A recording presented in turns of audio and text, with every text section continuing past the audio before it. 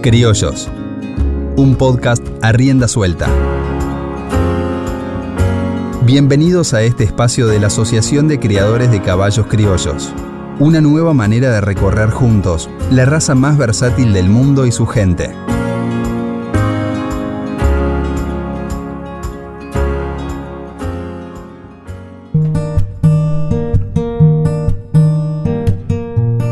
Este podcast es sobre la cabaña La Pacífica, que nació hace más de 40 años y está ubicada en Paysandú.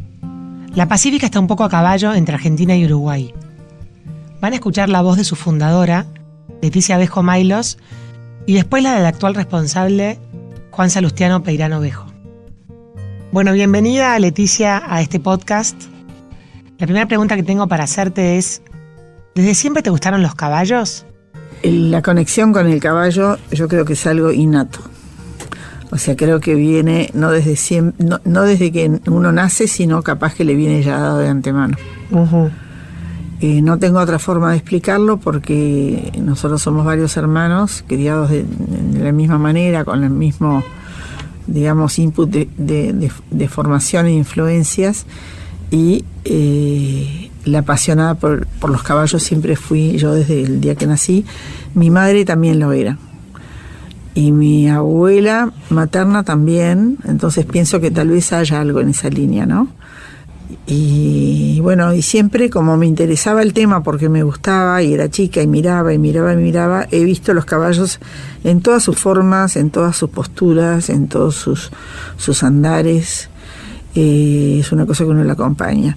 Y eso es como una especie de base de fondo, pero lo que realmente le da vida a todo eso es la relación viva con el caballo vivo, ¿no? Que la he tenido siempre en el campo. He estado muchísimo tiempo en el campo entre que nací y los 24 años. Uh-huh. Y hacía una vida, estuve rodeada de gente muy campera y hacía una vida, digamos, a la par de la gente campera, y ahí se aprenden muchas cosas y se observan mucho los animales. Y como yo le decía a mi nieto Manuel el otro día, para mí es como que yo el caballo lo veo como un conjunto de dinámica y temperamento y equilibrio y estética, más allá de que uno luego lo pueda analizar por partes o evaluar su estructura o lo que sea. Hay algo en el individuo caballo que a uno le dice algo, y eso, digamos, uno lo puede apreciar por la proximidad con los caballos. O sea, como especie, es una especie que me encanta. Admiro cómo está creada todo, y un respeto grande por su manera de ser, ¿no? Bueno, después en tu vida adulta dijiste que no pasás tanto tiempo en el campo. En algún momento decidiste empezar a criar criollos. ¿Te acordás de ese proceso de decisión o por qué criollos? Sí, en realidad yo siempre estuve en campos donde había caballos de distinto tipo. Yo sabía lo que era un buen caballo y no tenía tan presente lo que era la raza criolla. Uh-huh. Cuando nos mudamos a Buenos Aires en el año 78 por ahí, yo vivía cerca de la rural, o sea, no tan lejos, y iba seguido porque me encantaba el olor a bosta y el olor a heno. Era lo más cerca que tenía, más allá de que cuando iba a Uruguay iba siempre al campo y eso, y seguí pasando larguísimas temporadas en el campo. Estando en la ciudad, digamos, la rural era para mí era fascinante ese aroma que hay, ¿no? Entonces iba seguido. Y bueno, empecé a mirar las pistas, empecé a mirar las juras, empecé a ver y empecé a entender un poco lo que era la raza criolla. Me interesó, porque siempre que ves algo que te interesa aprendes más. Y entonces yo creo que eso lo fui amalgamando, lo que es el estándar de un caballo criollo, con lo que yo ya traía de bagaje de lo que es un buen caballo en cualquier lugar del mundo, en cualquier especie de raza. Cada raza tiene un origen específico y una finalidad específica. Y la selección va siendo de que dentro de lo que es esa raza, dentro de la especie, se adecúe a la función que cumple. Entonces, eso mismo empecé a mirar en el caballo criollo. ¿Qué es un buen caballo? ¿O qué era un buen caballo para vos en esa época? Un buen caballo es un animal armonioso, que no quiere decir que sea una Barbie, ¿no? Como buscan ahora, así, ese tipo de... Estético. Sí, el estético, para mí, el buen caballo funcional, ya por la propia dinámica, hace que ese caballo tenga un equilibrio, sus angulaciones, en sus movimientos y en sus formas. Yo el caballo lo quiero ver en movimiento. A mí un caballo estático no me dice nada. Pero uno lo ve moverse, y si hay armonía, esa armonía en el fondo es el resultado de una cantidad, de una sumatoria de cosas que él tiene. La musculatura, la relación musculatura al hueso, las angulaciones, como dije, también el temperamento, todo eso hace el movimiento del caballo. Entonces, un buen caballo, uno ve un caballo en movimiento y de alguna manera ya empieza a darse cuenta si es o no un buen caballo. Buenísimo. Bueno, entonces viníamos con la historia que vivías cerca de la rural y te empezaste a interiorizar en los criollos y a aprender. ¿Te acuerdas cuál fue tu primer criollo o cuándo tomaste la decisión de empezar a criar? Sí, compré un nada que ver porque no sabía suficiente de la raza criolla, pero bueno, compré un padrillo que se vendía en la rural, y a raíz de haber comprado el padrillo, cuando volví a Uruguay, empecé a buscar algunas yeguas. Pero después el primer padrillo, digamos, que realmente hizo un cambio, digamos, que me dio una línea, fue el Porata Ragoceando, de la cría de Coto. Que fue un caballo que me dio sobre las yeguas que yo había comprado, me dio como una línea y me dio algunas características muy buenas. Incluso una hija de él ganó la marcha en Uruguay, que allá en Uruguay es bastante dura la marcha, por lo menos en aquella época me parece que era más exigente que la Argentina, porque tenía algunas etapas libres que eran bastante complicadas. Y la yegua esta, bueno, ganó mejor sello racial y ganó la marcha, la Pacífica Charrúa. Volviendo un poquito para atrás, ¿cómo le pusiste nombre a la Pacífica? ¿De dónde lo sacaste? La Pacífica, porque una vez viajé a Tandil y conocí una cabaña de toros Hereford que se llamaba La Pacífica y me encantó el nombre. Ah, mirá vos. Bueno, volvamos a tu relato. Y después compré algunas yeguas de Cardal, pero también el cambio importante fue cuando fui a lo de Eduardo y llevé 2 padrillos. Uno tradicional y otro que me encantó en el corral, que me lo llevé sin saber nada, que fue el Mañanero Hurón. ¿Y el tradicional cómo se llamaba? Dormido Pintalindo. Y cuando estás criando, así que empezás chiquito, ¿te acordás de la Pacífica 1? Sí, la Pacífica 1 es como no. La abuelita le decían, porque era la yegua más vieja que corrió la marcha, que terminó la marcha. Era una yegua hija de una de las yeguas de cría de Almita, con el Porata Ragoceando. Era una oscura tapada con una pequeña manchita en la frente. Pacífica 1. Y después de ahí, tomar la decisión de en qué participar también es todo un tema, ¿no? ¿Cuándo te empezaste a animar a presentar en morfología o para qué lado empezaste a rumbear? Sí, empecé a pensar en morfología. Lo más difícil era la marcha, porque todos los popes de la marcha te decían todas las cosas, ¿viste? Tenés que saber esto y el otro y tal, y que no corras con padrillos, que no sé cuánto, que tienen un montón de reglas que vos decís, ¿y cuándo voy a llegar acá? Hasta que un amigo bien campero, como los he tenido, y les agradezco a todos los amigos camperos que he tenido, de los cuales he aprendido mucho, me dijo, mira, vos con la caballada que tenés no te preocupes para nada, con los paisanos que tenés, meté una yegua en la marcha y vas aprendiendo marchando. Y bueno, metimos la yegua en la marcha y salió primera. Y además era una yegua que estaba recién parida, que era otra cosa que decía, que la yegua no sé qué. Bueno, le destetamos el potrillo para empezarla a entrenar, y corrió la marcha con el potrillo ahí.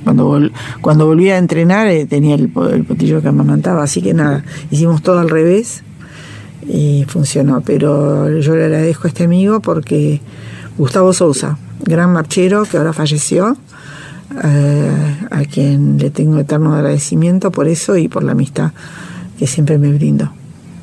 Vas aprendiendo marchando, está bueno. sigamos un poco avanzando en la historia. Después la Pacífica siguió desarrollando, ¿no? Siguió con su parte funcional fuerte. La Pacífica marcó rumbos dentro de la historia de los caballos criollos en Uruguay. Uh-huh. ¿Cuáles fueron esos rumbos? Señalo como, por ejemplo, en Uruguay se habían dejado por las coleadas, donde se quebraban muchos terneros, se había prohibido las coleadas y las paleteadas. Hacía años que no se hacían corridas. Uh-huh. Entonces, a mí, que me parecía lindísimo el deporte, me pareció que estaba bueno. Organizamos en el campo en Santa Eusebia.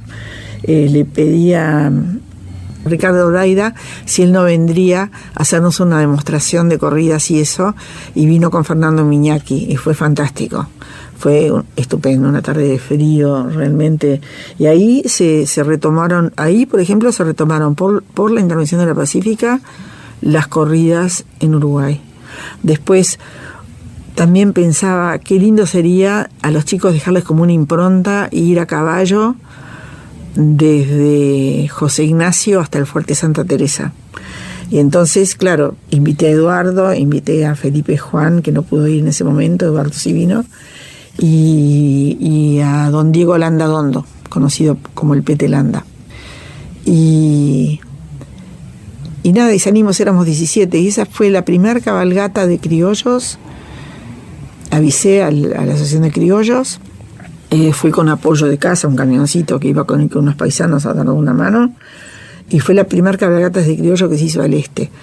Fue fantástica, y a partir de ahí empezaron las cabalgatas en Argentina, y la Asociación de Caballos Criollos empezó a hacer anualmente esas cabalgatas al este, ya organizada por la asociación. Uh-huh. ¿Qué le dirías a alguien que está empezando a criar?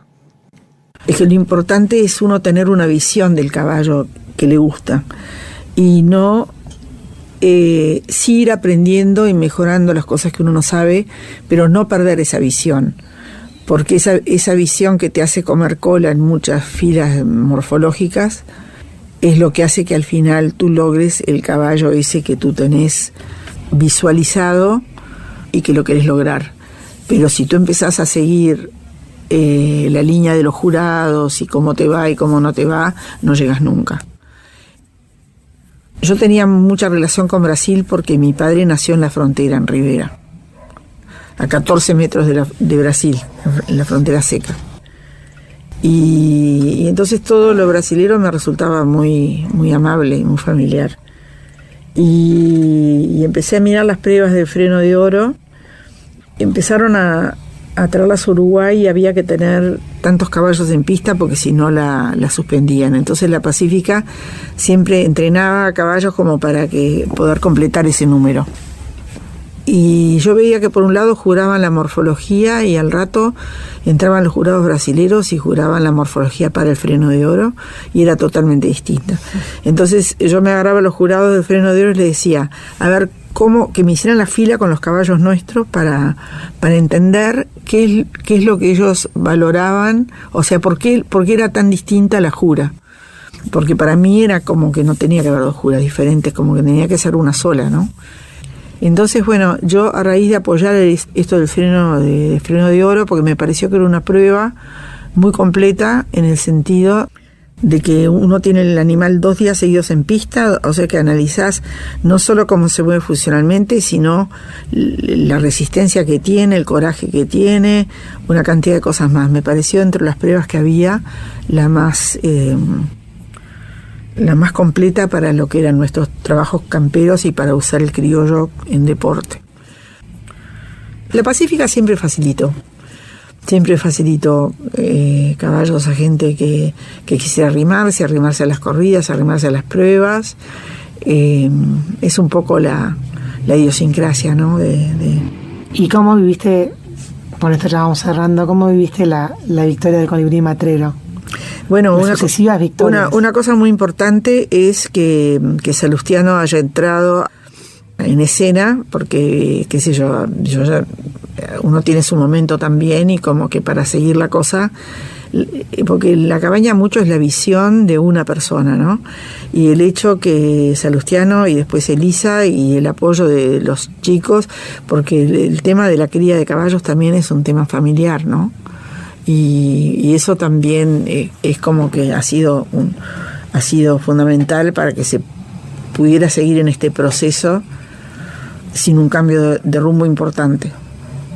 Pero yo estoy muy contenta porque es el tipo de caballo que siempre soñé y que a nosotros nos faltaba, teníamos yeguas de linda línea, pero nos faltaba estructura, y cuando conseguías una cosa ibas perdiendo otra y así, ¿no?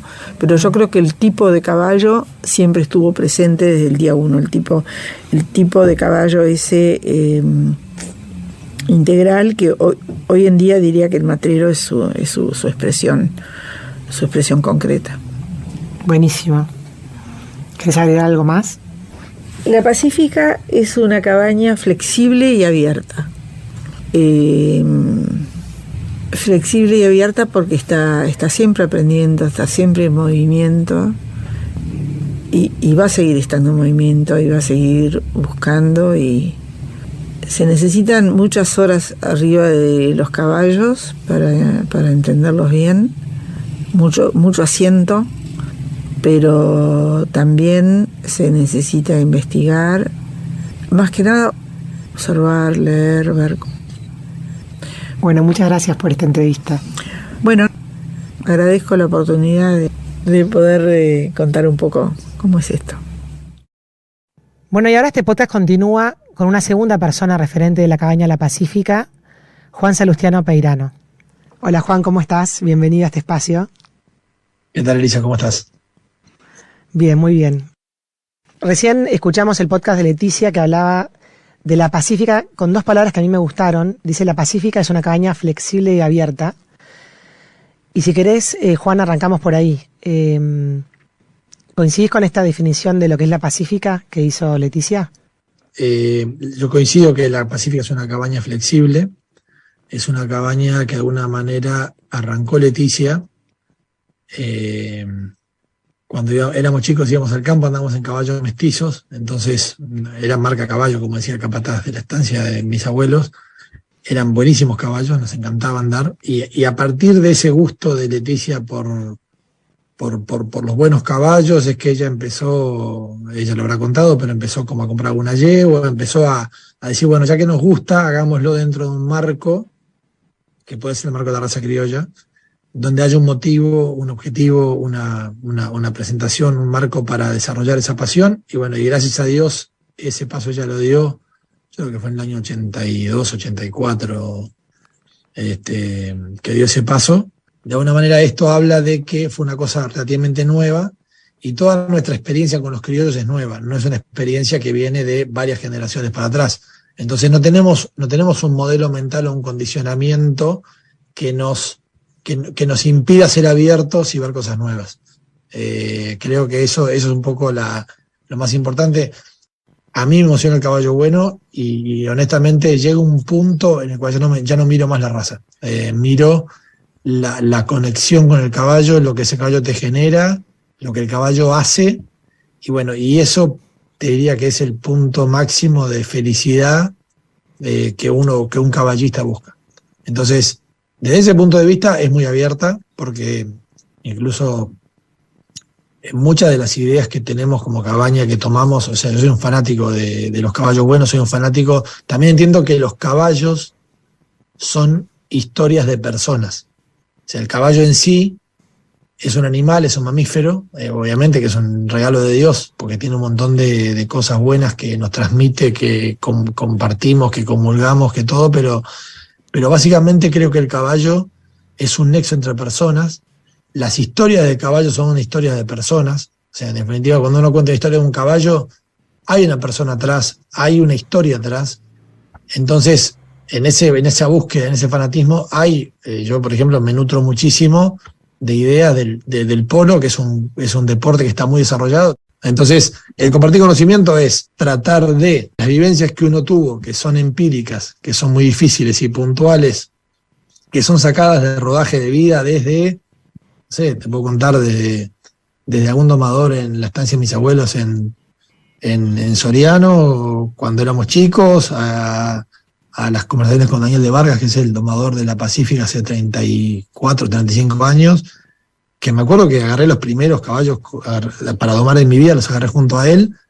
Iba a Palermo, veía a Coteco Aguirre andar con una guatana, venía a la Pacífica, ensillaba una yegua con la guatana y la yegua, por supuesto, corcoveaba, me revolcaba, me pisoteaba, y el domador se reía de mí porque decía, Pete, está loco, ven. Yo le hablaba de doma racional, le hablaba de no tirar de la boca. Él había hecho las cosas de una manera y le salían bien, me miraba, se reía con ese cariño que tiene la gente por las cosas nuevas y porque en el fondo Daniel... Yo cuando lo conocí tenía 14 años, hoy tengo 46, y bueno, y él como que dejaba que las cosas pasaran, dejaba que experimentáramos, nunca nos dijo, che, no hagas eso porque. No, o sea, veníamos por la guatana, nos pegaba un golpe de la yegua, imagínate vos, nos dolía todo, se reía y después nos mostraba cómo él hacía las cosas. Entonces, de alguna manera, todo ese conocimiento, toda esa vivencia, hoy el desafío es pasarlo a las generaciones que vienen, que no van a hacer lo mismo que hicimos nosotros porque van a haber otros recorridos, hay otros caminos, otras formas, pero si eso no pasa de generación en generación, de padres a hijos de conocimiento, se pierde. Y además no está escrito en ningún libro. Está escrito en la vida y en la vivencia. Buenísimo, Juan. Bueno, Leticia contaba un poco y hablaba de la importancia de las madres en una manada. Y ella dice que más allá de los padrillos que uno usa, la importancia está en la base de las madres. Ahora, si querés, podemos recorrer un poco la historia de la cabaña con los padrillos que a tu entender han marcado pedigrees, que han marcado direcciones que te valga la pena rescatar. Si querés podemos recorrer la historia de las personas que influyeron en los padrillos que usó la Pacífica y sería mucho más adecuado ese recorrido que hablarte de un padrillo tal padrillo, digamos. Me parece que, vuelvo a decirte, las historias de caballos son historias de personas. Vamos con ese recorrido de amigos. Vamos con ese recorrido de gente influyente, ¿no? Sí, además amigo, por supuesto, porque los caballos terminan siéndote amigo de las personas, que eso es otra característica de los caballos que es increíble, que compartiendo un caballo es como que saca lo mejor de uno y te terminas haciendo un montón de amigos por los caballos que si no estuvieran los caballos de por medio capaz que ni conversarías. Entonces, eso es una riqueza impresionante. Buenísimo, Juan. Contame cómo siguió todo eso. Empezamos a echar yeguas con padrillos, la verdad que sin mucho objetivo, sí sacar caballos buenos, pero para lo que nosotros entendíamos que eran buenos.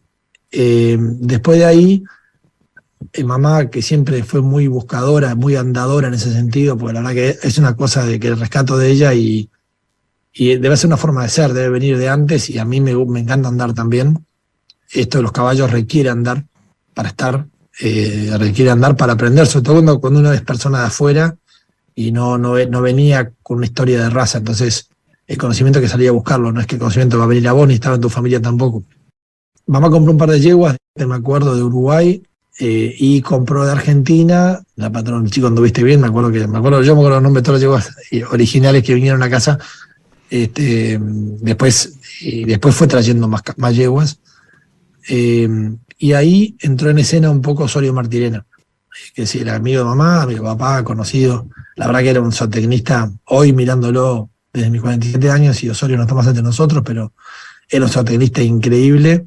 Osorio a nosotros nos cambió mucho la caballada. Yo me acuerdo que en Uruguay, en lo que es la raza en sí, fue importantísimo. ¿Por qué? Porque para mí rescató todo el origen, era muy inteligente, tremendamente inteligente, y rescató todo el origen cardal y el valor que tiene el origen cardal, que yo lo he escuchado varias veces, que hoy, de una manera, el cardal después como fue desapareciendo los peires, pero realmente yo soy un gran defensor del cardal.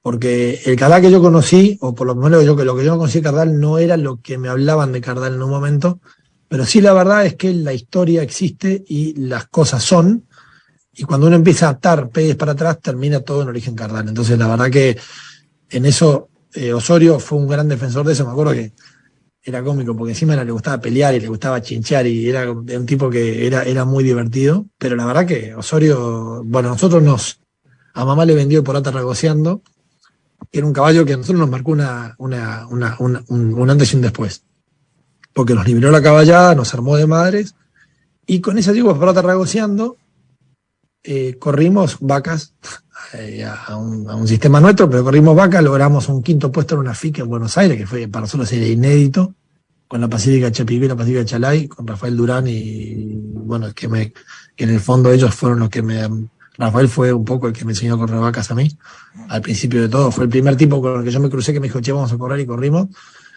Y bueno, y nada, y ese caballo nos dio esa yegua corredora, nos dio una yegua marchera. Yo dije, pero ¿cómo puede ser? Porque el tape era bueno, pero no sé si estaba en el tapete de los caballos. Hace poco fui a Yaguarón y hablando con Luis Carlos Albuquerque le conté de este caballo de Tarragoseando, me decía, che, pero que era bueno, sí, porque era hijo del tape. Sí, le digo, el hijo del tape era bueno. Me dice, no, pero fíjate que había tenido una madre airoso cardal. Y me fui y me fijé, no tenía ni idea, y tenía madre airoso cardal. Entonces, lo que te digo es que es increíble cómo uno después conecta con padres, con madres, con historia. Y bueno, y eso es lo que me fanatiza a mí un poco de todo esto de los caballos. Juan, ¿qué importancia tiene ir al papel? O seguir la línea, o descubrir o aprender cosas de los pedigrees. Para mí tiene mucha importancia. Para mí, a ver, ¿tiene importancia el papel? Sí, muchísima. Después también tiene mucha importancia el individuo. Vos podés tener un excelente papel y un individuo que ese individuo en particular no expresa lo que el papel te dice. El papel te da información, Sí. pero la información te da un buen direccionamiento de lo que tendría que ser. Pero después tiene mucho el individuo. Y por eso la importancia de probar. Bien. O sea, porque si no, cada individuo tiene un montón de características propias dentro de un marco de papel. Yo tengo 6 hermanos y ninguno somos iguales uno al otro. Y cuando vos vas a elegir vas a elegir un animal a un corral, ves un conjunto de animales, ¿vas con los papeles en la mano, miras primero el papel o miras primero el individuo? Si es en mi casa, en la Pacífica, tengo los papeles en la cabeza. Ya lo miro con el tamiz del papel. Es muy difícil. O sea, no puedo Está bien. mirarlo y olvidarme de quién es, porque lo vi nacer, lo vi criarse, lo vengo siguiendo. Sé que hay animales no tan lindos, pero que le tengo una fe bárbara porque vienen de unos caballos que me hicieron emocionar. Sé que animales que son lindos y que digo, bueno, está bien, son lindos, déjame ver a ver si sos bueno, porque si no, no tenés nada que hacer acá. Claro. Bueno, voy en esa búsqueda. Generalmente en casa no necesito los papeles porque es como, no sé, es como mis hijos, digamos. Me acuerdo, digamos, honestamente, me gusta acordarme de las particularidades de cada uno. Si voy a una manada de otro y me meten 70 potrancas en un corral, pregunto todos los papeles. O sea, porque es como el primer tamiz donde yo empiezo como a mirar. O sea, sin papel es como que o sea, potro y sin papel no puedo hacer nada. Claro. Si me decís, no, mirá, el papel no es tan bueno, pero mirá, probá lo que es bueno, y bueno, de repente me subo y cambio un preconcepto que tengo con respecto a algo, que yo tengo que cambiar, lo cambio, no tengo ningún problema. Si hay una línea de caballos que no he escuchado nada malo y que de alguna manera puede ser que sea bueno y para lo que yo necesito puede ser que me funcione, y bueno, ahí sí, pero siempre hablando, porque un caballo es un eslabón de una cadena. Entonces yo siempre pienso el caballo como el eslabón de la cadena de ahora, pero de una cadena que venía y una cadena que tiene que seguir. Claro, Nunca lo veo adelante. como... Entonces, siempre es una herramienta para algo. Yo tenía un amigo que me decía que la Pacífica estaba lleno de, parecía un taller porque estaba lleno de herramientas. Pero en realidad, digamos, siempre mirar en el contexto de que cada eslabón tiene que cumplir su función como caballo y como eslabón de la cadena. ¿A qué se refería con herramientas? ¿Como que había mucha mezcla? No, que a veces a mí me gusta mucho, por ejemplo, líneas como la del Tintolio, líneas como la del Señuelo. O sea, hay líneas que me encantan, que las buscamos y que para mí son buenísimas, tienen un montón de virtudes. O sea, las virtudes sobrepasan los defectos. O sea, de alguna manera buscamos animales virtuosos y a mí es como los amigos. O sea, yo prefiero amigos con grandes virtudes y algunos defectos, y los defectos que tienen mis amigos aprender a manejarlos, que no buscar amigos sin ningún defecto pero que no tengan ninguna virtud. Entonces, yo me voy por el lado de la virtud siempre. O sea, y tengo fanatismo por caballos virtuosos, para correr vacas, para andar, para mil cosas. Y la verdad es que los defectos soy medio como el papá que no quiere ver, viste, que el hijo no le va bien en el colegio, viste, pero igual le parece un buen tipo. Bueno, es muy parecido. O sea, yo en pos de las virtudes. Le perdonás los defectos. O sea, los defectos para mí no tienen tanto problema, porque es tan difícil avanzar. O sea, es difícil avanzar por sí, como para encima pararte a mirar las cosas que no te ayudan a avanzar. Entonces, como de alguna manera, a mí me gusta como avanzar, entonces avanzo por las virtudes. Los defectos solamente me trancan y no me dejan avanzar. Está bien, entonces nombraste Tintolio, nombraste Señuelo como para ellos que te han ayudado a avanzar. ¿Qué otro tenés ahí en tu haber? ¿O querés ir un poco con la historia que venías? Después de ahí, o sea, yo hoy miro la familia de la Pacífica, porque hoy la Pacífica tiene familias de yeguas que ya sabemos más o menos cómo son, y buscamos dentro de las familias individuos distintos o que sumen. Pero, por ejemplo, una familia más importante que tenemos es la familia de la Caprichosa, que de esa familia descienden un montón de caballos buenos de casa, la Caprichosa fue una yegua hija de Don Juan que le vendió Osorio Mamá como una yegua vieja para sacarle 2 crías. La Caprichosa la juntamos con el Pato Ragoceando, nos dio la chamarrita, que fue una yegua que en su momento corrió el freno, sin pena ni gloria, pero que produjo a la Colibrí Chamarra, que fue campeona de rodeos en Argentina, produjo a la Bichuela, que a su vez fue la abuela del Pacífico Pausté, que fue finalista del freno en Brasil. Para la Bichuela es hija de Mañanero Hurón. De esa línea de madres, bueno, y hay líneas de madres que vienen, digamos, de esos orígenes. Después de padres, como mamá bien contó, el Porata Ragoceando nos pegó una acomodada en toda la manada. Ahí usamos el Hurón, que nos dio una nueva acomodada en la manada, porque el Hurón, que era un hijo del Trampero, en la Paula, que la Paula era aniversario. Y en ese momento, para nosotros, un caballo distinto. Es como que empecé a entender que la Paula era aniversario, y ahí sí encontré una asociación de que muchas de las yeguas buenas de rodeo en Argentina venían por aniversario. Entonces, como que empecé a buscar un poco esa línea aniversario. Yo sabía que Eduardo tenía el Chuico, digamos, que era aniversario, y nosotros tuvimos un hijo chico que era de aniversario, que era el Nicanor, pero la verdad que el Chuico, escuché que era muy buen caballo, en San Baldomero, por lo que yo pude ver, no produjo eso extra, digamos, de que buscamos el aniversario. Y de alguna manera, Argentina, el aniversario se vendió para Brasil. Hay un episodio ahí que no sé si en algún podcast ha salido, pero se vendió para Brasil. Sí, salió así. Y la verdad que Argentina se quedó con poco aniversario. O sea, sí se quedó aniversario en las madres. Hay caballos de aniversario, yo creo que.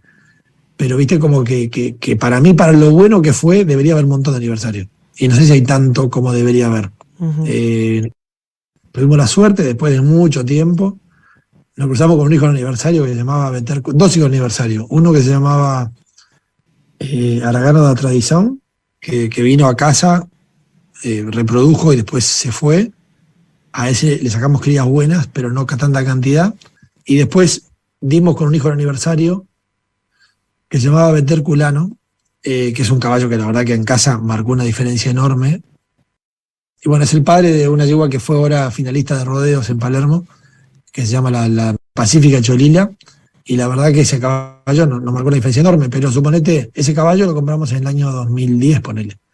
Estamos en 2023 y ahora estoy copado con el caballo. O sea, pasó un montón de tiempo hasta que me di cuenta cuál fue el aporte del caballo en casa. Hoy estoy feliz con el caballo, pero la verdad que me cuesta mucho tiempo leer. O sea, el otro día hablaba con uno y hablamos de ahora la FIC, que estuvo buenísimo. Pero yo le decía, muchas de las decisiones de los caballos que vamos corriendo en la FIC son decisiones tomadas 8 años atrás. O sea, porque la cuenta mía es que vos llevas un padrillo, preñás la yegua, tenés 1 año de gestación, 1 año del tetete, 2 años para que más o menos se críe, o 3. Ahí va 5, domás, madurás un poco, querés competir, te hace 9 años. O sea, de alguna manera, una decisión de hoy se va a ver reflejada si está buena o no dentro de 9 años. Entonces, es apasionante, es largo, por eso hay que disfrutar el camino de día. O sea, nosotros acá disfrutamos hoy. Hoy estoy corriendo yeguas que venían, que posiblemente vayan a correr, y uno no piensa, es como el que planta un arbolito y sabe que el roble va a dar fruto, no sé, va a ser un árbol grande dentro de 50 años, en 50 años yo no voy a estar más. Pero bueno, qué sé yo, es parte de la vida, el camino de ida, disfrutar el camino de ida, lo que nos motiva. Espectacular. Entonces sí, Mañanero Hurón, que fue un caballo que para nosotros fue diferencial. ¿Qué le pasó al Hurón? Y después, el Hurón murió en el campo con una centella, un rayo, no me acuerdo, apareció un día muerto. Bastante nuevo, no era muy viejo. Pero le sacamos muy buenas crías. el hurón, la función real que nos cumplió, bueno, además que nos dio una base de mares muy buena, nos desmitificó el tema del uso del chileno, porque siempre había todo un tema, viste, que usa chileno, maneja chileno, y el chileno, como cualquier otro caballo que nació en Chile, o sea, no tiene mucha connotación, viste que todo el mundo dice, no, que el chileno, me acuerdo una vez Eduardo Ballester, una vez vino a Soriano, y mamá le mostró una manada cuando tenía por la tarragoseando, esto fue previo a la compra del hurón. Le dije, che, Eduardo, no sé qué, vimos la manada, y Eduardo, viste que te miraba y te mandaba a guardar, viste, era un tipo muy divertido, interesante y tenía carácter fuerte. Y me acuerdo que miramos yegua, para acá, para allá, miramos, no sé qué, los hijos de Porata ragoceando, no sé qué, mamá chocha con la caballada, y paramos en los corrales de tardecita, viste, bueno, Eduardo, ¿qué te pareció lo que viste? No sé qué. Era la mía, me dice, ¿y qué que te diga la verdad? Tiré a toda la mierda y arranqué de nuevo. Porque de lo que tengo no tuve nada.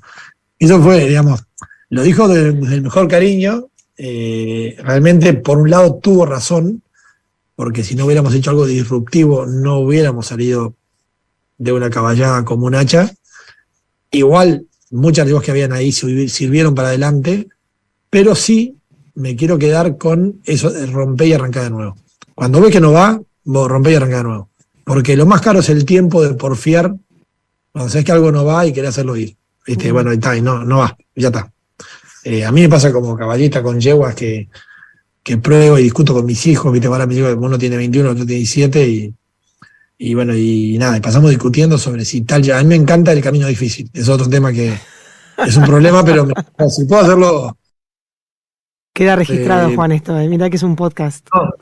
No, a ver, no sé si a ver, así no es la definición. Me encanta lo fácil, pero a mí lo difícil, el logro en lo difícil es como que tiene eso de épico que a mí me mueve. Entonces, de alguna manera, como que siempre probar a ver si ya puedo hacer andar una yegua, si puedo hacerla correr, si después se transforma en buena y realmente voy contra todos los pronósticos, eso me gusta, me divierte y me llama la atención. Bien. Entonces, bueno, el hurón, después de ahí vino el Puyehue Tintolio, Santa Teresa Papayeros 2, Mañanero Abanico, pasó por acá también. Después de Brasil vino la Corriente de Sangres también, vino el BT Gibraltar, vino el BT Pico de Ferro do Junco, en esa época. Todas esas decisiones de ir cambiando de padrillo, ¿cuál era el norte, digamos? O sea, ¿cuál era el rumbo qué es lo que buscabas con todas esas sangres? En esa época yo tenía 16 años, o sea, no tenía ni idea de dónde queríamos ir. O sea, si yo te dijera hoy, si te soy sincero, imagínate tener hermanos de caballos que no tienen, o sea, BT Gibraltar era un hijo del campero, el Bico de Ferro era hijo del hornero en la nicotina. Entonces, como que en ese momento yo creo que no había mucho norte. Uh-huh.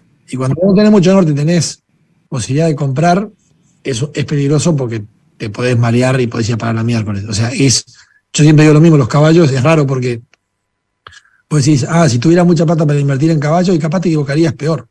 Porque bueno, el que tiene recursos para ir y comprar, cuando vos tenés un tiro, es que apuntás 20 veces y tirás ese tiro. Cuando vos tenés una ametralladora, y le tirás para acá, para allá.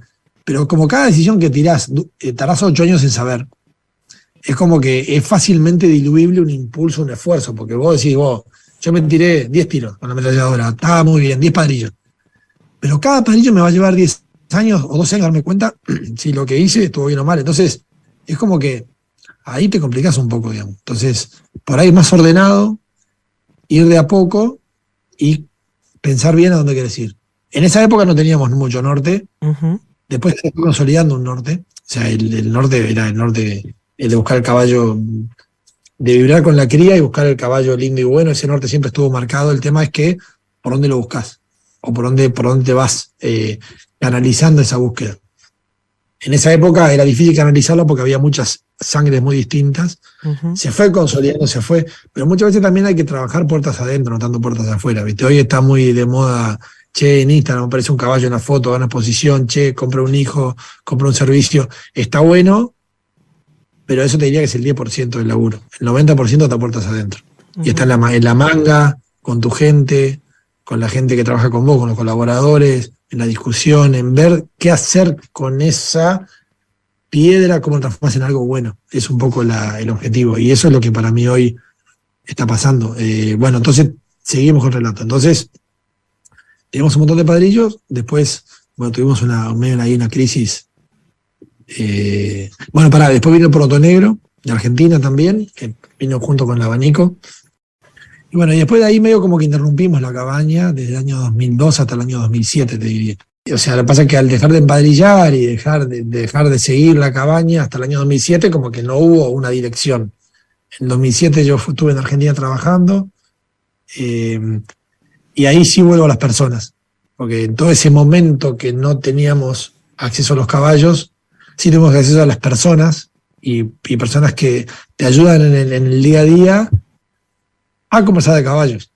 Yo tuve la suerte de ir a parar a Corrientes, ahí estaba la Estrella, Cayo y Tucci en ese sentido me abrieron las puertas en un momento para correr vacas con ellos. Después caí en Pellegrini, en la Valentina. Tuve la suerte, digamos, de haber compartido con Felipe Alberto 2 años de mi vida, donde me retó bastante y aprendí mucho más de lo que me retó, pero la verdad que la pasé muy bien. Siempre le digo lo mismo, fue un aprendizaje increíble. Y bueno, y ahí vas como te vas influyendo, te vas dejando influir por opiniones, por gente, te van ayudando, te van enseñando a pensar, porque en el fondo uno mira primero, después medio aprende a ver, y después tenés que con eso que ves empezar a pensar qué hacer con lo que ves. Primero hay que ver si ves o no ves, porque hay gente que mira y no ve. Y una vez que lográs ver, tenés que aprender a pensar qué haces con lo que estás viendo. Entonces es mucho más complicado. Y cuando retomaste después la cría, después de ese impasse, ¿qué veías? ¿O qué es lo que tenías más claro que querías lograr? No, cuando retomamos la cría después de Impasse, vine y había en un potrero 80 padrillos, ponele. Había 200 potrancas de 2, 3 generaciones, o sea, era un lío. Ahí empecé como a tratar de achicar, apretar y entender dónde estamos parados, porque encima, como te había nombrado yo, había un montón de sangres. Tenías una hija de Gibraltar, tenías una hija de Lico de Ferro, tenías una hija del Tintolio, tenías una hija del Abanico, todo mezclado en una sola manguera, entonces era muy complejo de Poroto Negro, o sea, entonces ahí empezamos a domar, empezamos a ver, y bueno, y como que fue un reseteo de la cabaña un poco. Un reseteo de la cabaña, ahí empezamos entonces, o sea, hubo muchas personas que marcaron mi vida como criador, te diría. El primero fue Osorio, después fue Eduardo Miguel Ballester, que para mí era un artista, era un tipo que era disruptivo, que arriesgaba. O sea, que el tipo que desmitificó el uso del chileno en toda Sudamérica. El que todavía piense que hoy usar un chileno o no chileno es como que es una conversación antigua eso. Ya hoy es caballo, con DNI de un lado o del otro, pero es caballo criollo, digamos, y eso es lo importante. Eduardo en eso bueno, todo lo que habla Eduardo, digamos, es como redundante, porque en definitiva fue tan fuerte el legado que dejó y tanto lo que construyó. Hoy hacer una yegua remate en cualquier lado y es Peire de Eduardo y es como que la gente la mira con otros ojos. Es impresionante eso. Eso es un legado increíble. Ahí Manuel Ballester y Felipe Amadeo Lastra fueron 2 doctores en conocimiento de personas, acerca de personas. Queridas, queribles, y que dieron mucho a nivel personal. Y también es importante, no es menos importante eso, porque un caballo sin gente a la vuelta es solo un caballo. Juan, cuando hablas de todas estas personas y hablas de la Pacífica, digamos, ¿cuál sería como la conclusión de las cosas que vos mirabas en la gente referente? Que en la Pacífica siempre se buscó el caballo lindo y bueno, desde el origen. Vemos que es un paradigma que estaba en los criadores antiguos. Es un paradigma que lo tenía Joaquín Amadeo Lastra, que fue uno de los, para mí, lo tenía Adolfo Herman del Carril. Lo tenía la gente que realmente, porque el criollo es mucha historia. O sea, para entender el criollo hay que entender la historia. Si no, para mí, si alguien pretende entender el caballo criollo sin entender la historia y sin saber quién es quién, se pierde una parte importante del por qué y para qué hacemos lo que hacemos. Uh-huh. Entonces, el caballo en su naturaleza es un animal que fue hecho para andar, para trabajar, hoy para deporte, tiene que ser agradable y bueno. Y no hay una dicotomía en ese sentido.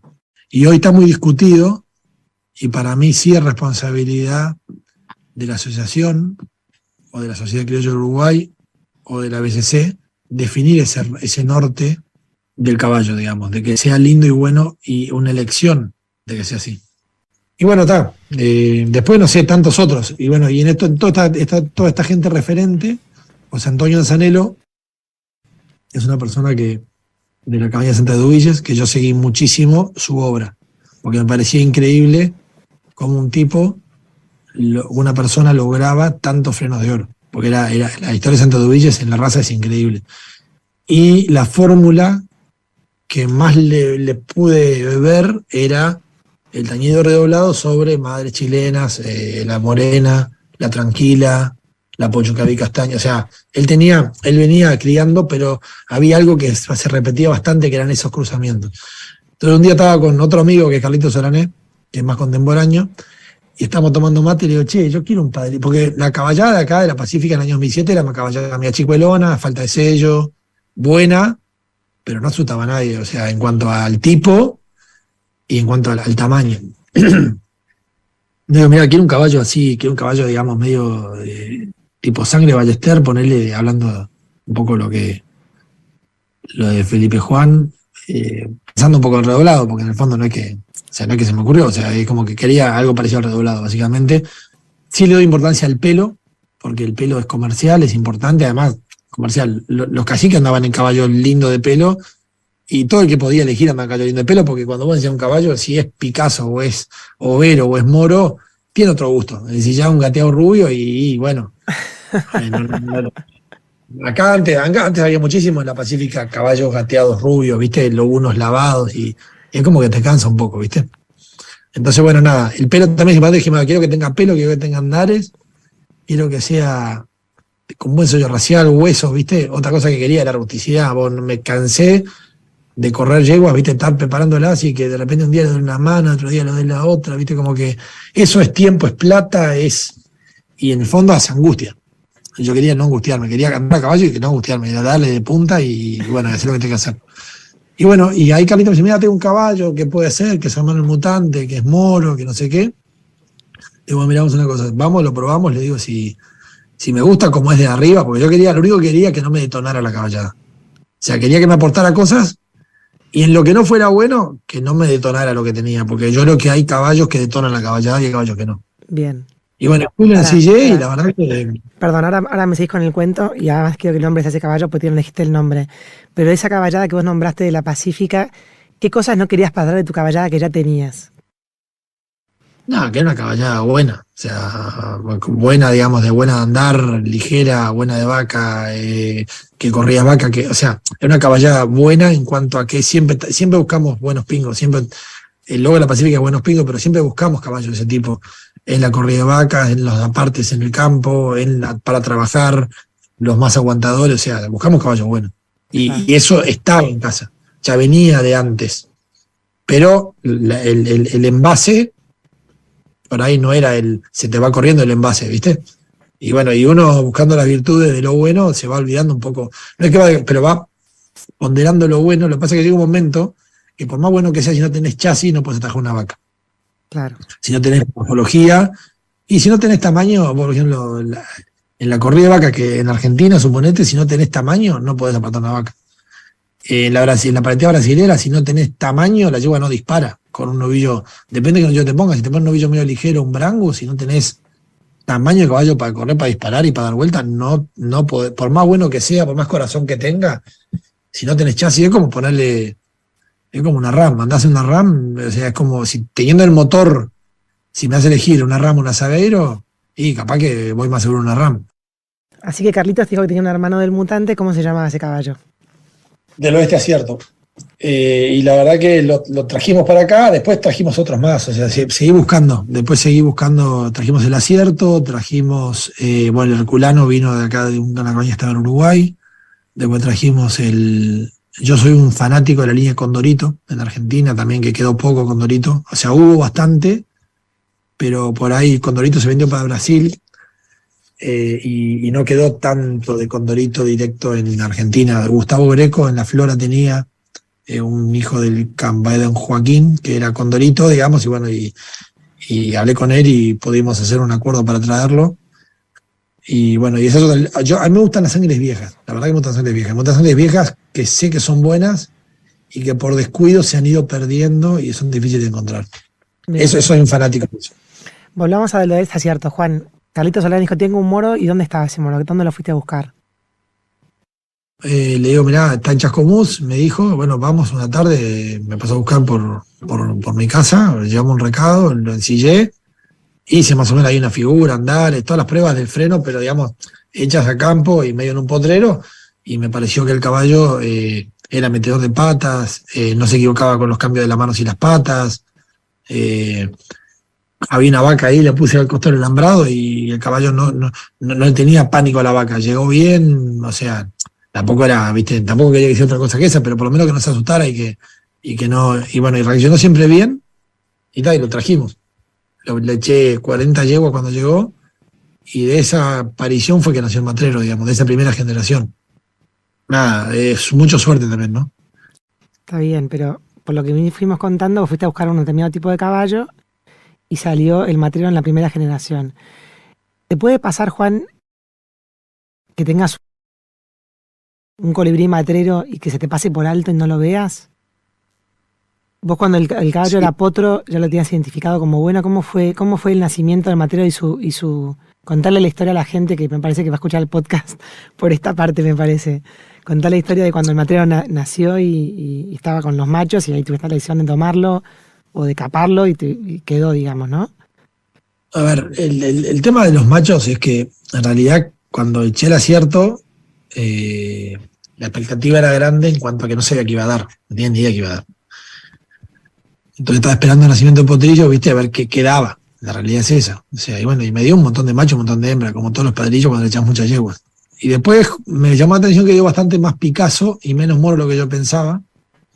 Y bueno, y ahí el lote de machos fue para el campo donde siempre van, al destete.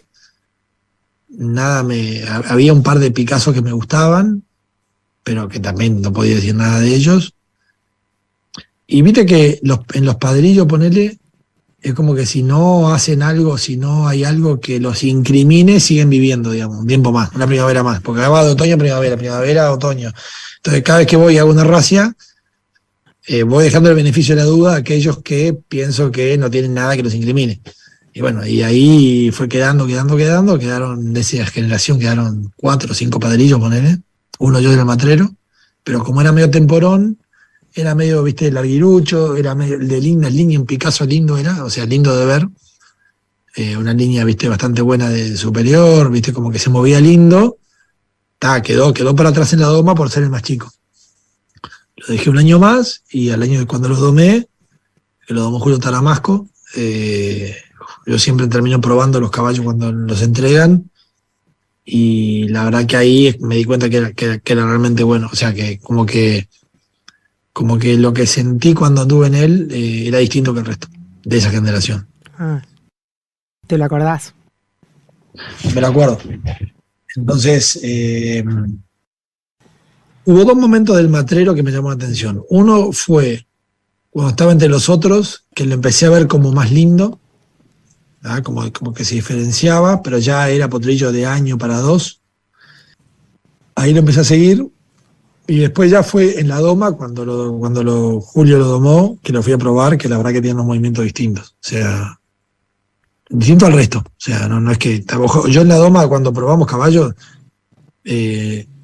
hago una vuelta. Honestamente, en mi prueba de doma es muy fácil. Los domadores de casa siempre se ríen porque les pagamos la doma con poca cosa, digamos.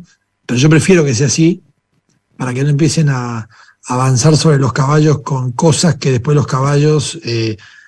agarren vicio de esas cosas, ¿viste? Entonces yo le digo, no quiero que le enseñen nada, solamente que no corcoven, que estén sujetos, les pido sí, una vuelta grande a galope para cada lado, ni siquiera que lo hagan cambiar de mano, porque una vez que el caballo es bueno, cambia solo, o sea, no necesita que le enseñes a cambiar de mano. Claro. Es natural, y listo, y que paren. No.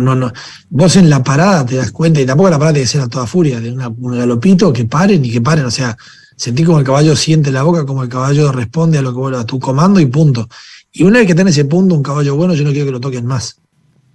Quiero que lo pasen para el campo, a la tropilla, que se olvide, que se asiente El matrero, después de ahí, en agosto más o menos me lo entrega Julio, le digo a Matías que lo prepare para agosto, septiembre, octubre la Expo Paysandú, que lo presentara el concurso de amadores de Paysandú, que es muy tranquilo, o sea, es una figura, una manguera en un corral grande sin pechada y eso. Y ahí lo presenta Matías en el concurso de domadores de Paysandú, va a la final de domadores de ahí de Florida, pero fue en potro el caballo, en agosto, en octubre y en noviembre fue el concurso de domadores, o sea, no. Y tal, y ahí anduvo moderadamente, anduvo bien, ya era bueno el caballo. Y ahí teníamos la Copa Volkswagen y ahí Matías me dice, vamos a correr la Copa Volkswagen, y digo, no, vamos a dejarlo que agarra otro, le digo, pero este lo vamos a dejar para que nada, que se madure. Ahí lo cuidamos para morfología, fue a morfología el año siguiente, un año más a la manada, y ahí justo coincidió que Matías se iba para trabajar a Argentina, era el próximo caballo que tenía Matías dentro de la escalera de él, ahí medio me perdí, cómo iba a seguir. Luis Bastos, un día pasé a tomar mate por la casa de él en Uruguayana y me dice, che, mira, te voy a llevar, vamos a lo de Gabriel, que quiero que lo conozcas, Gabriel Martí. Y bueno, y ahí tomamos mate con Gabriel, conversamos bastante, y ahí vino un día, yo ya tenía los caballos prontos para probar, y ahí los probó, les gustó, pero cuando montó el matrero, me dice, bueno, este caballo es distinto. Claro, para mí era bueno, cuando uno habla de bueno, el tema es bueno para quién, porque eso es lo difícil de saber. Claro. Honestamente, para mí era bueno, pero bueno para mí no quiere decir que fuera bueno en serio. Cuando Gabriel lo prueba, Gabriel había corrido la S mal que Rancagua, había corrido la S mal que Zafira, era un tipo que estaba por ahí ya en una sensibilidad mayor de competencia, y él me dice que es bueno, dije, bueno, ahora capaz que sea bueno, qué sé yo. Y ahí se lo llevó, eso fue en 2017, en julio, ahí se lo llevó, y ahí corrió una credenciadora en Caraciño, me parece, y ahí fue que arrancó en la FIC. En 2018. Y ahí, claro, en 2018. Y ahí fue que nunca más paró. O sea, la verdad que fue increíble toda esa epopeya del matrero fue increíble.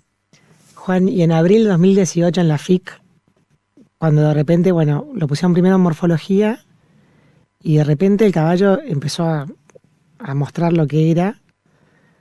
¿Alguna vez creíste que ibas a ganar la FIC y que iba a ganar el freno después y iba a hacer todo lo que hizo? No. O sea, a ver, nosotros veníamos de haber hecho como un gran logro, haber metido una yegua a 10º lugar en la final del freno, que no fue poco, la verdad que no fue poco, para nosotros sería tocar el cielo con las manos. O sea, también... ¿Cuál era esa yegua? Contá eso. La Pacífica Jabalina, que con realidad cuando en el 2000, en esa vuelta a la Pacífica, cuando hablé con Daniel cuál era la mejor yegua que tenía y me dijo que era la Jabalina, que había corrido acá una prueba de tambores acá en Jun con el hijo de él.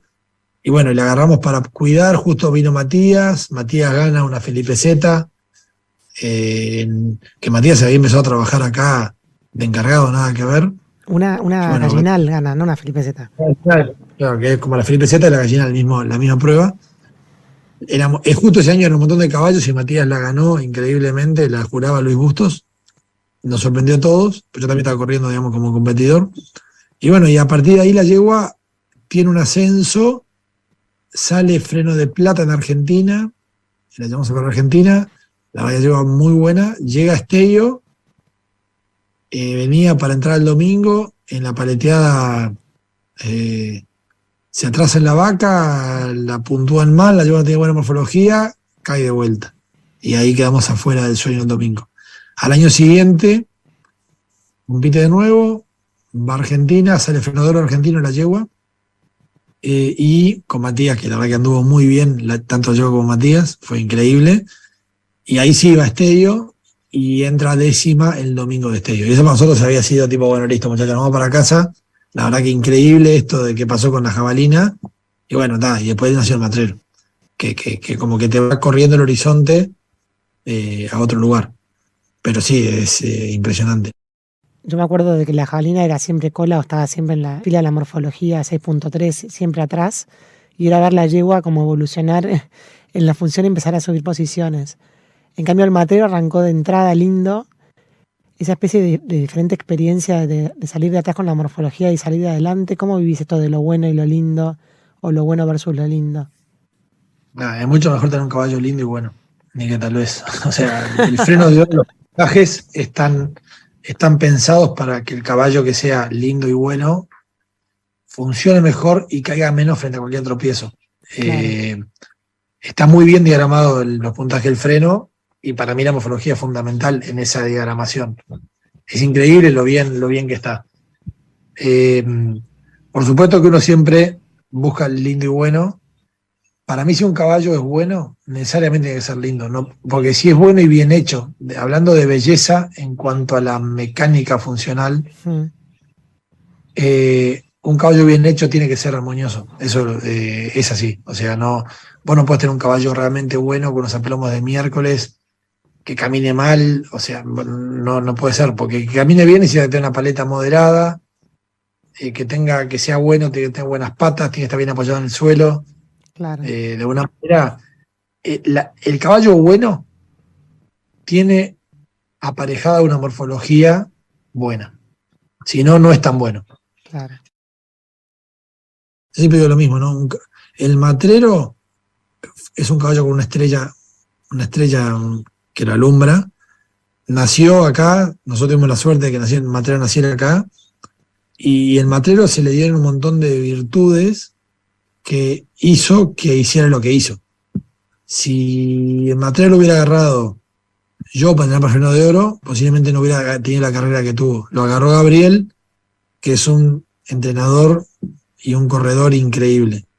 Gabriel estaba con Marcelo, que es el hermano, que para mí Marcelo escapa a la media de los entrenadores y constructores de caballos para el freno de oro, que no es lo mismo que ser un gran corredor. O sea, hablando de equitación, construir un caballo tiene otro corte mental, otra forma de hacer lo mismo. Entonces, creo que hoy la dupla Gabriel Marcelo Martí en el freno de oro, como equipo multidisciplinario, como equipo común, todos los equipos de alto rendimiento tienen una parte técnica, operativa, y una parte, digamos, de entrenadores, etcétera. Gabriela tiene montada con Marcelo Martí, el hermano, y con Marcelo Gen.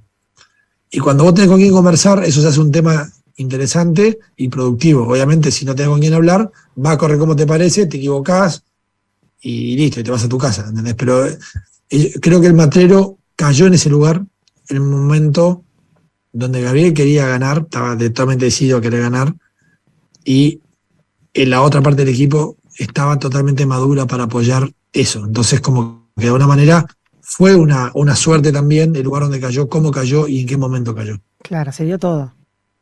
Y claro, se dio todo, o sea, se dio un montón de cosas. Y otra cosa importante, que después, hablando con ellos, justamente el matrero hacía todo porque es de él, porque lo hacía todo rápido, lo hacía todo a fondo y sin mucha técnica, si querés. Entonces, hablando con Marcelo y con Gabriel, decíamos, che, vamos a tratar de construir el caballo un año para que haga todo en baja, que sea cadenciado, y ahí fue que lo sacamos un año de competencia. Y yo creo que ese caballo lo fortaleció, porque ya haberlo seguido compitiendo, capaz que no hubiéramos alargado el horizonte como se alargó. Y el caballo, parar un año y volver a las bases y construirse de vuelta, es como que armó las herramientas que luego necesitó para seguir compitiendo de alto rendimiento mucho tiempo. Entonces ahí pegó los 3 frenos de oro, digamos. El año que corrió la FIC, agarró FIC y agarró un freno de bronce. Que la verdad que ese freno de bronce tal vez sea el freno más emocionante que agarró el matrero. Ese con el del 23, porque los dos frenos los corrió de atrás. Y la verdad que el matrero en eso es un caballo que es un guerrero, digamos. Él corrió de adelante, corrió de atrás, corrió desde el medio, o sea, en todo donde le tocó adversidades las pudo dar vuelta a favor suyo. Y en todas las pruebas del freno, que son un montón de pruebas, a lo largo de los años, siempre hay pruebas que hizo muy bien, otra que hizo muy mal, y siempre compensó con distintas pruebas para llegar a donde llegó. O sea, no es que es un caballo que siempre te hace mal andar. Le cuesta un poco hacer andares porque es un poco revoltoso. Pero bueno, Igual en el campo, digamos, tranquea, trotea, o sea, es un tema de pista, solamente de pista, no hay un problema, digamos, del caballo no haga andar eso. El caballo es. Pasa que la pista a veces es un poco.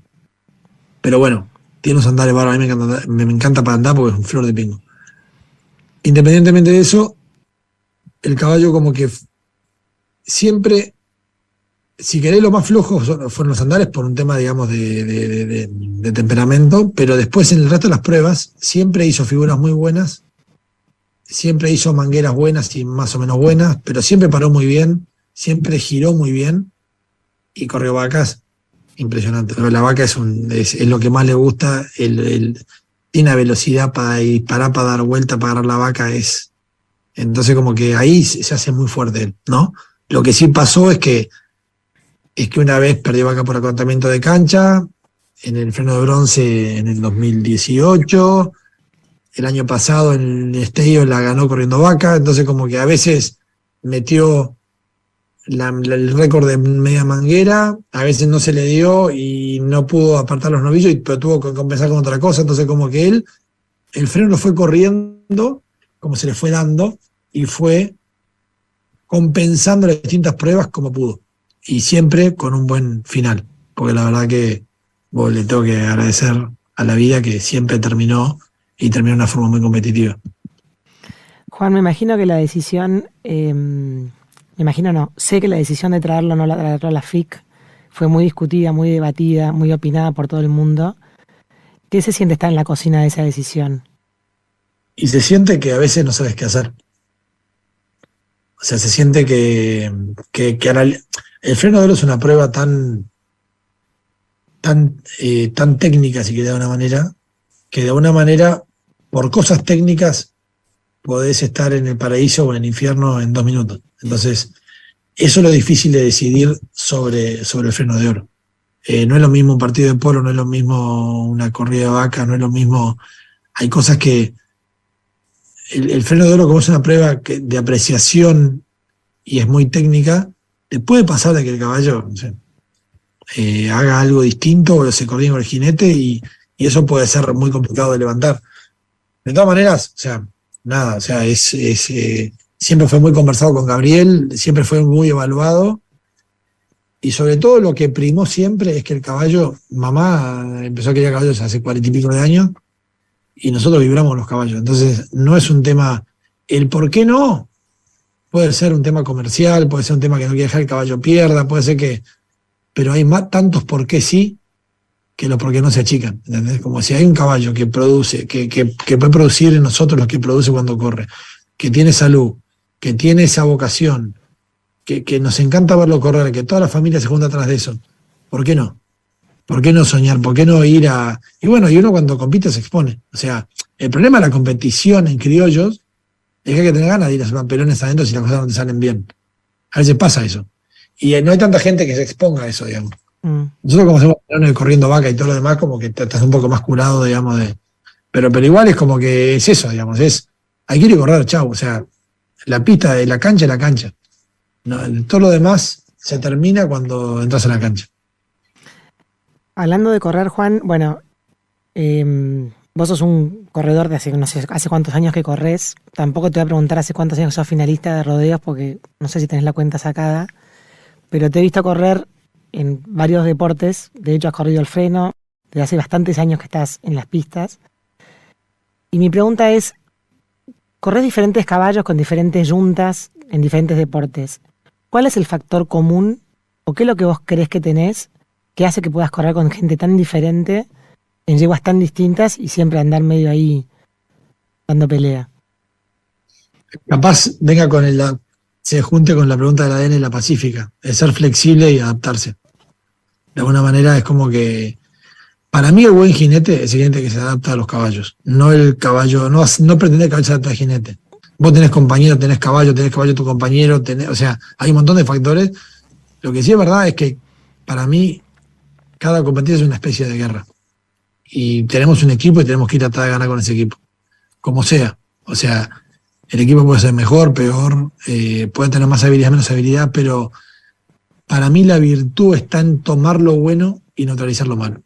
Sí, me encanta adaptarme a los caballos, es un desafío adaptarte a cada personalidad, a cada caballo y a cada compañero de corrida. O sea, es un desafío. Lograr los acuerdos que tenemos que lograr para lo que tenemos que hacer para tener una buena actuación, para mí es fundamental. Y eso es lo que me motiva y me mueve y me divierte.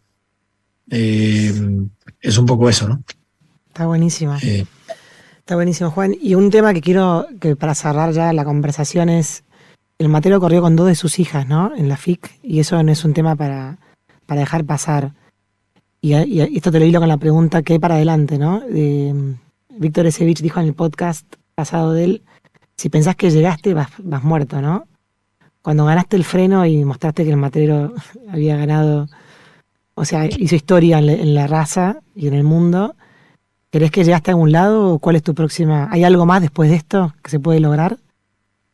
Nunca vivimos los frenos como un lugar al cual llegar. O sea, lo vivimos como un mojón, un afortunado mojón que nos tocó transitar hacia un lugar. No vi el freno como lo culmine de la carrera. Para mí es el principio de algo buenísimo, que tenemos que sostener, que tenemos que trabajar. Entonces vos no podés pensar en otras posibilidades sin llegar al primer lugar. Como que si el Matero hubiera corrido la FIC y hubiera salido quinto en el 2017, no estaríamos hablando de esto posiblemente. Entonces, como que de alguna manera es medio un camino de ida. Y cada cosa que sucede es parte de un camino de ida dentro de un todo. La yunta que corre en Vacas, tratar de llegar con la mayor cantidad de yuntas a Palermo, tratar de llegar con la mayor cantidad de la final de la paletiva brasilera en Uruguay, tratar de probar nuestras madres, tratar de ver cómo nos podemos superar como corredores en la disciplina, en la forma de correr, en el foco, ser más profesionales, o sea, hacer las cosas mejor. Eso es el camino de ida y eso es lo que nos hace vibrar a nosotros. No tanto ir a agarrar un premio y levantarlo, porque en el fondo el premio por supuesto que está buenísimo y que completa una actividad, pero para mí es solamente un lugar en un camino de ida. Y eso te motiva. Cada lugar donde llegás te abre un montón de posibilidades nuevas. Entonces, está bueno de alguna manera poder disfrutar ese momento, pero lo más importante para mí es atesorar llegar a lugares nuevos y no quedarte con eso. Porque todo esto es muy dinámico, o sea, vuela. Capaz que, si vos pensás que el Matero es importante, capaz que dentro de unos años nadie se acuerda del Matero porque aparecen más caballos que hacen lo mismo o lo superan. Entonces, no te podés quedar. Para mí es ver, suponete dentro de la Pacífica hoy, es con qué recombina Matrero, cómo vamos la manada, sabiendo que posiblemente el Matrero tiene algunas características, unas virtudes, unos defectos, qué mejoramos lo que tiene, qué le tengo que echar a las hijas del Matrero para que lograr mejorar algunas particularidades dentro de lo que estamos hablando. Esas recombinaciones en el medio de la corrida de vacas aparece, nos atraviesa, digamos, como un todo, porque es un deporte que nos hace vibrar, y bueno, y siempre alguno para morfología encerramos y vamos por ese camino. En definitiva, no es que no me acuerdo que el Matrero fue tricampeón, pero hoy, acá en la Pacífica, trabajando para adelante, solamente estoy pensando para adelante. O sea, y eso me llena. No es que eso me divierte, eso me llena la vida, compartirlo con familia, hijos, amigos, eso es lo que llena la vida. Y solamente quien vive los caballos se da cuenta, es algo tan dinámico que no da para pararse a mirar el cuadro. Porque todo va pasando. Todo va pasando y pasando y pasando, y yo quiero, o sea, y mi objetivo es enseñar el próximo caballo y ver qué me sorprende y qué no me sorprende, y como que eso es lo que me motiva. ¿Qué es el éxito para vos, Juan? El éxito, para mí el éxito es el equilibrio. Es el equilibrio en la vida entre valores, amigos, familia. Nada, Dios nos envuelve en todo, la familia nos sostiene y los amigos nos hacen felices. Y los caballos son parte de nuestros amigos, entonces en definitiva cierra todo ahí. El éxito podría ser el equilibrio y pensar que vas hacia un lugar buenísimo, que algunos lo tienen como que es el paraíso, otros dicen que es Dios, otros hablan de Trapalonga, no sé. Que seguro que hay caballos allá, ¿no? Sí, debería. Bueno, Juan, muchas gracias por este podcast. La verdad que aprendí un montón. Gracias, Elisa. Muchísimas gracias, Juan, por esto, ¿eh? Un saludo inmenso. Gracias. Para más criollos a rienda suelta, nos encontramos en el próximo episodio.